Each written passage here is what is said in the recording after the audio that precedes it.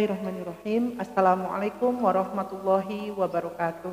Halo, apa kabar anak-anakku, siswa-siswi kelas 7 SMP Negeri 1 Balongbendo.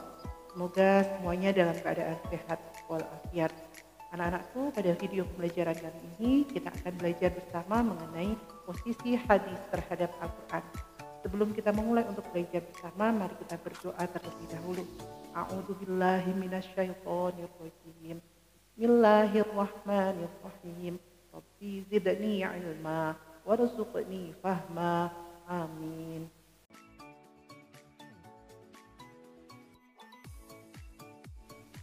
Anak-anakku, untuk tujuan pembelajarannya adalah membuat karya berupa peta konsep, definisi hadis dan fungsinya atas Al-Quran dengan menggunakan aplikasi Simple Mind Light atau Canva.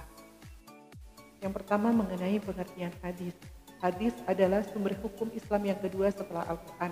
Orang yang beriman kepada Al-Quran sebagai sumber hukum Islam juga harus percaya pada hadis sebagai sumber hukum Islam.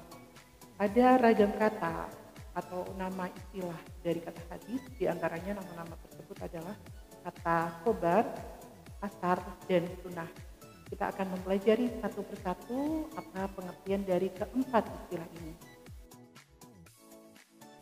Hadis adalah sesuatu yang disandarkan kepada Nabi Muhammad SAW berupa perkataan, perbuatan, takrir. Takrir ini anak-anakku, takrir adalah bentuk persetujuan Nabi Muhammad SAW berupa pendiaman atau tanpa sanggahan. Pengertian hadis terkait pada unsur perkataan, perbuatan, takrir, dan hal ikhwal yang dilakukan Rasulullah SAW. Hal inilah yang menjadi batasan pengertian hadis dan menjadi standar para ulama. Sunnah adalah semua yang bersumber dari Nabi Muhammad SAW, baik perkataan, perbuatan, takrir, tabiat, budi pekerti, atau perjalanan hidupnya. Takrir itu merupakan bentuk persetujuan Nabi Muhammad SAW dengan pendiaman atau tanpa sanggahan. Berikutnya yaitu pengertian hadis yang merupakan perkataan, perbuatan, dan takrir yang bersumber dari Nabi Muhammad SAW. Ada pula ulama yang menyamakan sunnah dengan hadis. Khobar adalah sesuatu yang berasal dari atau disandarkan kepada Nabi Muhammad SAW dan selainnya. Khobar ini mengacu pada pengertian berita yang disampaikan dari seseorang kepada orang lain. Menurut para ulama hadis, khobar ini bisa datang dari sahabat atau tabi'in, sehingga dikenal hadis marfu', mauquf, dan maqtuf. Mereka yang meriwayatkan khobar disebut akhbari atau khobari. Dengan penjelasan ini, maka dapat disimpulkan bahwa khobar adalah segala berita yang datangnya dari selain Nabi Muhammad SAW. Khobar bisa dari orang-orang terdekat Nabi yang dikenal solih dan dapat dipercaya atau sahabat dan tabi'in. Asar adalah jamak dari usur yang artinya bekasan atau sisa sesuatu. Para fuqaha menggunakan istilah ini untuk perkataan dari ulama salaf, tabi'in, sahabat, dan lainnya. Asar ini dianggap lebih umum dibandingkan dengan hadis dan khobar. Dengan penjelasan ini dapat diartikan bahwa asar adalah sebagai sisa atau bekas sesuatu yang datangnya dari selain Nabi Muhammad SAW. Misalnya dari sahabat dan tabi'in yang menjadi saksi kehidupan Rasulullah SAW dan dapat dipercaya. Fungsi hadis terhadap Al-Quran yang akan kita bahas pada video kali ini ada 4, yaitu hadis sebagai bayan at-takrir, bayan at-tafsir, bayan at-tashri', dan bayan al-nas.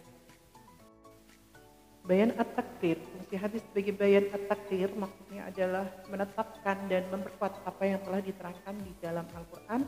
Fungsi hadis ini memperkokoh isi kandungan Al-Quran.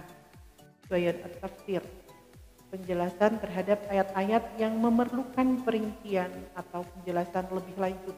Seperti contohnya pada ayat-ayat mujmal atau secara umum, ayat umum atau global, mutlak atau tidak mempunyai batasan, dan am atau umum. Sehingga fungsi hadis ini adalah memberikan perincian atau tafsir dan penafsiran terhadap ayat-ayat yang masih mutlak dan memberikan takhsis atau pengkhususan terhadap ayat-ayat yang masih umum.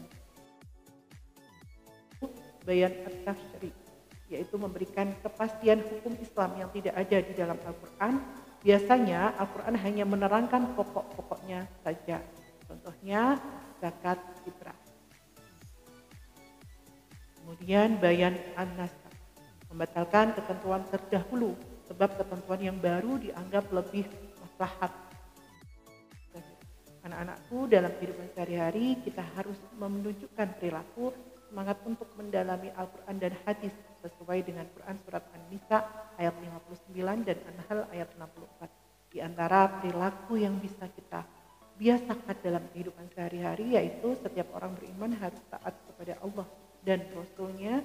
Kemudian sebagai orang yang beriman kita juga harus menaati pemimpin, baik pemimpin dalam pemerintahan maupun para ulama. Kemudian apabila terjadi perdebatan dalam masalah agama, agar kembali kepada Al-Quran dan hadis. Membaca Al-Quran dengan baik, memahami terjemahannya, dan membaca buku tafsir. Perilaku yang positif berikutnya yaitu membaca buku-buku yang berkenaan dengan hadis, dan kemudian berkonsultasi dengan guru terkait bacaan atau kandungan tafsir. Kemudian berkonsultasi dengan guru terkait bacaan atau kandungan Al-Quran dan hadis. Itulah beberapa contoh perilaku semangat untuk mendalami Al-Quran dan hadis dalam kehidupan sehari-hari.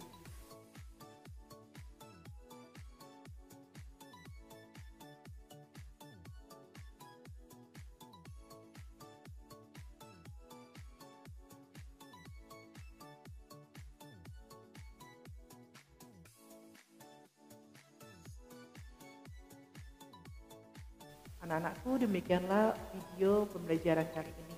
Semoga bermanfaat. Mari kita tutup bersama dengan bacaan doa kafaratul majelis.